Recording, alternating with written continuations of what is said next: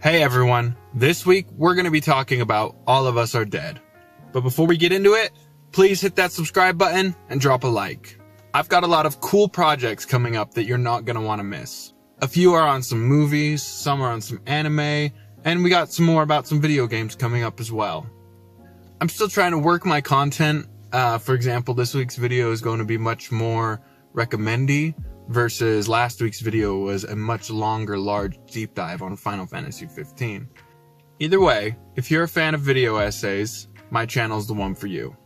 I also made a Twitter, link in description if you want to see me tweet about feet. Thanks for subscribing. Let's talk about All of Us Are Dead.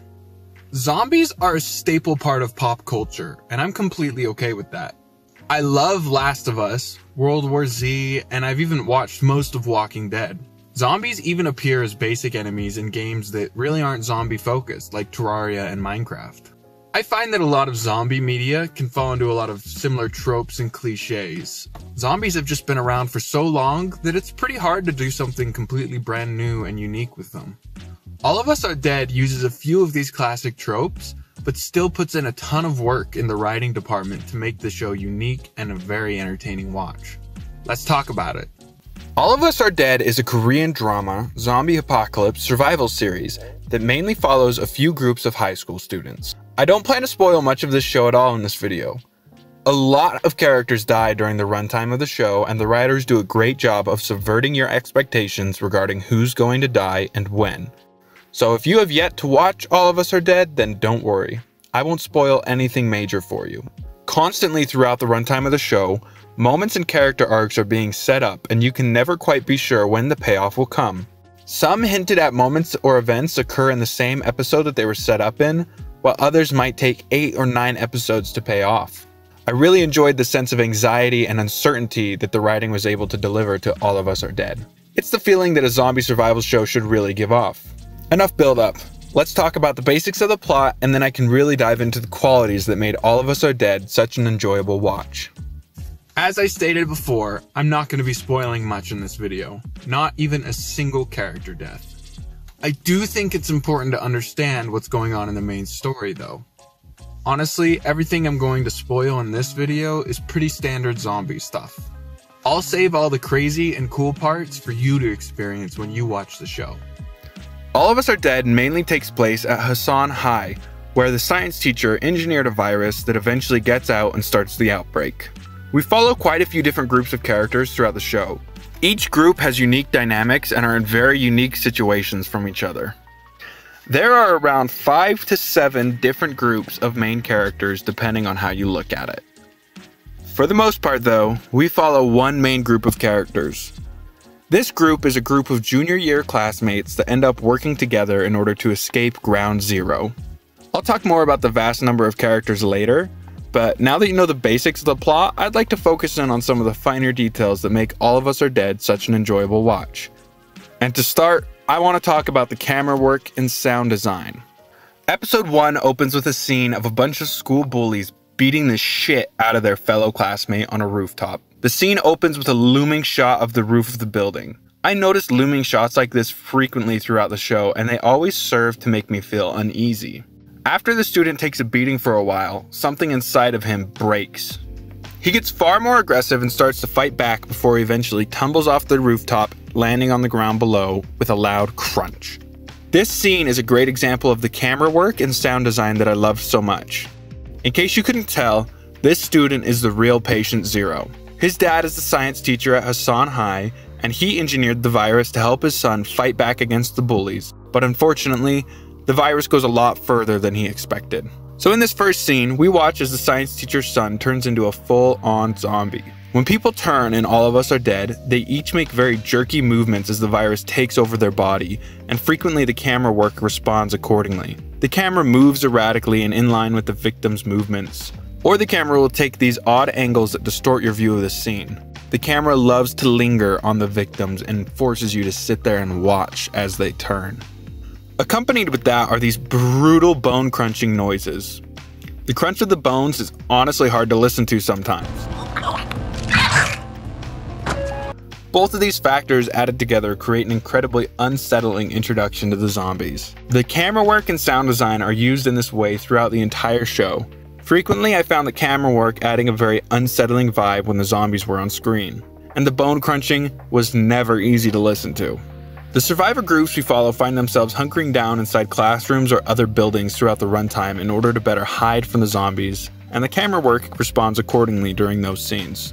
Instead of these jerking motions or unsettling angles, we get a lot of flat shots, typically focused on characters' faces. These contrasting shooting styles really assisted in the mood that each scene had. Without this attention to detail, a lot of scenes would lose the intense anxiety that you feel at times. And if I'm being a little honest, those bone crunches, I guess, are a little bit satisfying in a morbid way. I've alluded to the uneasiness and anxiety I had while watching All of Us Are Dead a few times. So let's talk about Chekhov's gun. Chekhov's gun is defined as a dramatic principle that suggests the details within a story will contribute to the overall narrative. In other words, if you introduce a loaded gun in Act 1, someone better get shot with that gun in Act 3. If you don't follow this principle while writing your story, you're going to have a lot of plot holes or loose threads inside of your story. All of Us Are Dead introduces many Chekhov's guns, and almost all of them get followed up on. It's a part of All of Us Are Dead that I really enjoyed. Many times throughout the story, plot details will be set up, and some might not make sense at the time, but there's always a worthwhile payoff. These seeds get planted in every episode, and some take the entire series to pay off, while others get resolved later in the same episode. These details help to cultivate the anxiety that you feel while watching All of Us Are Dead. Spoiler alert, a lot of characters die throughout the runtime of the show. Each of these metaphorical guns get planted everywhere in the writing, and you're never sure when they'll go off, and you're never really sure if that gun's going to take out your favorite character or simply miss. I found it really fun to notice these plot points being set up and then trying to guess when the coming ramifications will be. Some I guessed, but a lot of them surprised me. That brings me to the next detail I really liked about All of Us Are Dead. It constantly subverted my expectations. Subverting expectations is kind of a loaded term, I feel like. Just because the writers surprise you doesn't mean that the writing is good. It's kind of a balancing act. If you don't try to actively deceive or surprise your audience, then your story is going to be bland and predictable. On the flip side, if you do things too crazy and just throw in insane twists all over the place, then your story is going to be unfollowable and make zero sense. The ideal is right in the middle, and I think All of Us Are Dead lands right in that middle. The writers are really talented at baiting you a lot. With some setups, the result you're expecting will occur. However, the majority of the time, something else will happen. These bait and switches had a wide range of differences as well. Sometimes the result of the scene will only be a slightly different outcome than you had expected, but then other twists and outcomes will greatly catch you off guard. There's one in particular that had such a brutal and cruel twist that I was furious and fuming. I really wasn't expecting anything like that moment. I think you'll know what I'm talking about once you've watched All of Us Are Dead. There are definitely moments that are pretty cliche, and there are characters that you know from the start are just going to be zombie chow later in the show. But the writers use all of these predictable moments to further enforce the uncertainty that you feel while viewing the show. You never know if the scene you're watching is going to end the way most zombie films do, or if the writers are going to punch you. Another aspect of the show that the writers handled very well was all of the characters in All of Us Are Dead. Throughout the runtime of the show, you'll meet a ton of group of characters. Some groups might meet another group later in the show, while others will never interact with some of the other groups. Typically, when a program tries to juggle dozens of characters, it doesn't turn out well. The characters are unidentifiable from each other, and each character tends to boil down to a simple stereotype. All of Us Are Dead, on the other hand, managed to avoid most of the pitfalls that come with having so many characters moving throughout the story. While some characters definitely fit a mold in All of Us Are Dead, the majority are multidimensional with unique drives and motivations. Even with such a large cast of characters, we still get to learn a lot about each character's backstory through small glimpses. I was honestly impressed with how much I could remember and follow about all the characters. It really helped the impact when a character died in the show because you really knew who that death was impacting, and you can really feel the character's sense of loss when one of their friends dies. Without spoiling anything, let me mention some of the characters you'll follow while watching All of Us Are Dead. You have your main group of classmates that I would say is the main cast and main focus of the show. For the most part, all the other side stories involve characters who know someone in the main cast, and that helps drive the side story characters' motivations.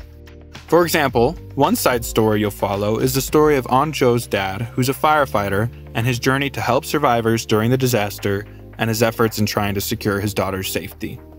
Another side story is following Hasan Hai's archery team when they arrive back from a competition mid-outbreak. And the last side story I'll mention is the story of a blogger who goes to Hasan on purpose to document the outbreak and get hella views. There are like 5 other side stories in the show on top of the ones I mentioned, but none of these stories feel rushed or shoved in. The story of all the characters intertwine in unique and interesting ways throughout the runtime. I was really impressed with how well it was done and managed. Another thing I liked about the characters is in line with subverting expectations I mentioned before. You really don't know who's going to survive by the end of the show. Characters are frequently taken out, and many times it's in very unfair ways. The show builds up one character in particular for a while, only to take them out minutes after they're able to actually do something. I was like, excuse me, what? Don't assume you know who's going to live and who's going to die. By the end of the show, I was surprised at who was left. All in all of Us Are Dead is a great K-drama and a super entertaining watch. The show has a lot of qualities that I really like in zombie apocalypse survival media. It's unpredictable with a lot of fun and unique twists throughout the runtime, and it also has a lot of great characters that you really feel for. When a character gets bitten, you genuinely feel the impact that it has on them and all the other characters. Go watch All of Us Are Dead. It's a great time and you'll enjoy yourself. Don't you worry, it'll be okay. Don't you worry, I'm gonna get paid. Don't you worry, it'll be okay. Don't you worry, spit and come, you make my life okay.